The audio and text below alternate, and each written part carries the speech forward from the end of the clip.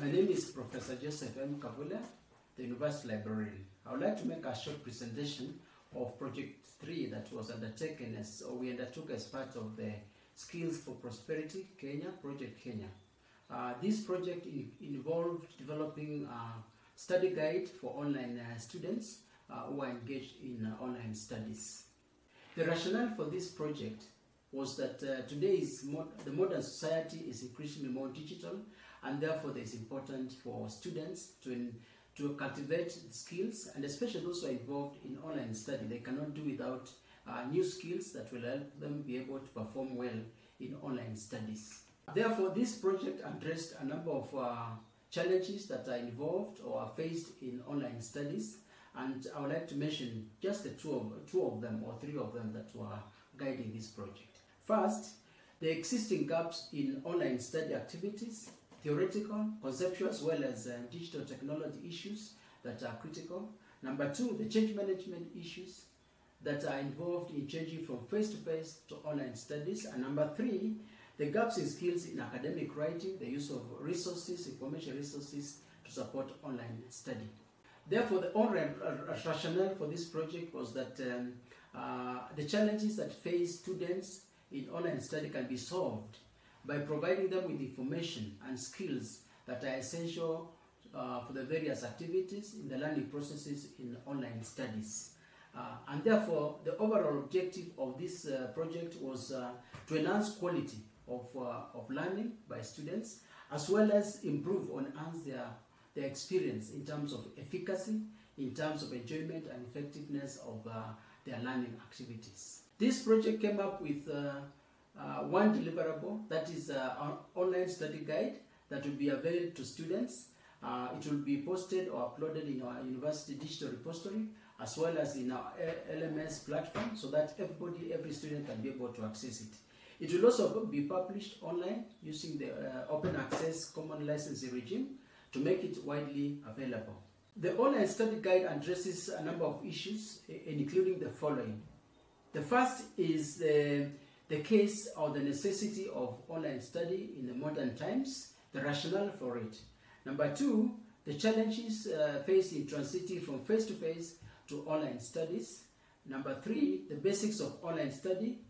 Number four, how e-learning takes place, the use of technology in various aspects, and the importance of self-organization in online learning. It also addresses the essential digital literacy skills that students must have or should cultivate for effective learning processes, the habits for successful online learning, and the use of the library and the use of other resources in online study activities. I would like to showcase some of the content of our study guide, and this is the title of our topic, Online Study Skills Guide, an essential guides for students. And you can see the authors are Professor Isuza, Kavulia, Mwathi, and Muthenki. Mentioned chapter 1 is an introductory chapter where we have talked about the targets of online learning study of this guide, the basics or the benefits of online learning, and the justification challenges of moving to online learning for students. In chapter 2, we have covered things like the basics of online learning, things like definitions and methods of online learning, justification, modification, types and approaches to e-learning, some of the myths about e-learning, learning activities, as well as how to undertake assessment in e-learning practice. Chapter 3 is on how e-learning works, and this includes things like who teaches, managing your study, how to use technology in e-learning, how to attend classes online, how to use the Chuka University e-learning platform, and how to obtain support from staff of Chuka University.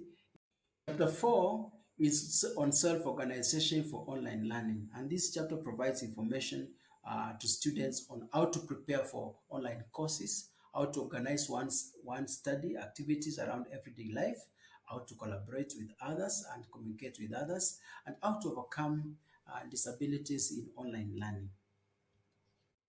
Chapter 5 is on essential digital literacy skills that are required for online learning. It discusses some of the key digital literacy skills such as ICT proficiency, ICT productivity, information literacy, media literacy, digital collaboration, digital identity management, and digital well-being, and how to cultivate them as a student. Chapter 6 is on habits for successful online learning. And this chapter presents information on good learning habits, like how to manage one's identity, the do's and don'ts on online learning, how to manage money, how to manage time, and how to avoid procrastination. Chapter 7 is on how to use the library, modules, and open education resources in online learning. And the team was composed of members from the top management, from the computer science department, as well as the university library. And I'd like to mention by name the members of this team. First, we have Professor Dorcas Isuza, our DVC for Academics, Research and Student Affairs, as well as our acting university chancellor. Number 2, we have Professor Joseph Kavulia, myself, from the university library. Number 3, we have Dr. David Mwathi, senior lecturer, computer science department. And finally, we have Mr. Frederick Muthenki, lecturer in the computer science department. However, I want to mention that the team received overwhelming support from various quarters in the university. We had a lot of support from the top management, who allowed us to use university facilities. They gave us motivation and encouragement in undertaking this project. We had ICT department staff who were on standby to solve and help us with the ICT elements that requires ICT intervention. And then we had other students who played a vital role in the validation workshops for the guide. This study guide has had a lot of impact on our university. It has assisted us streamline key practices and processes in implementation of e-learning in the university.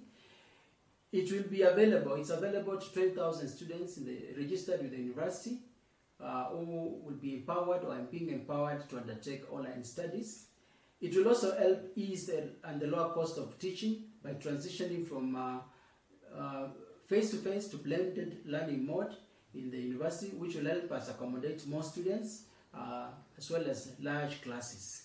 It will also benefit students who are online study, the undergraduate students who are already undertaking online studies, as well as those other students on face-to-face mode who would like to take some of their courses on online study mode. At the same time, we are positive that the guide will be very useful beyond and will have impact beyond the university.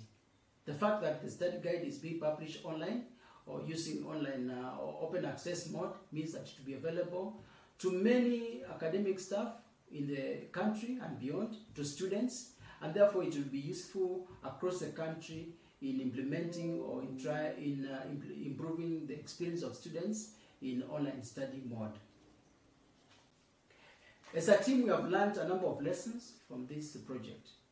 I want to mention a few. The importance of incorporating the needs of students when developing online study programs. The importance of use of open access resources, open education resources, which makes it cheaper to implement online learning activities. The importance of use of infographics in making materials, content for online study more attractive to students. The importance of collaboration among stakeholders in the production of or implementation of e-learning programs. The importance of co-authorship, making sure that we bring the different skills to produce content for online studies. And finally, the importance of borrowing best practices, such as the use of social media in implementing online study programs. As a team from Chuka University, we would like to thank United Kingdom Foreign Common Development Office and Open University. Specifically, we want to mention Professor Denise Whitelock, Dr. Ferishte Goshtanpour, Professor Rebecca Ferguson, Dr. Simon Ball, Dr. Andrew Law, Dr. Olivia Beard, Dr. Sarah Evans, and Dr. Beck Pitt, who planned and executed this project with us. We thank the government of Kenya through the Minister of Education, represented by Dr. Beth Kimathi, for supporting Chuka University staff in undertaking this project. We want to thank the fraternity of Chuka University, and especially our undergraduate students undertaking online studies for facilitating validation exercise for this guide. We appreciate Chuka University ICT staff and media office for supporting on ICT and media issues that were involved in this project. To all the parties, we say thank you, because undertaking a project of this nature could not be possible without their input, their skills, and their time and their expertise. Otherwise, thank you very much for listening to me.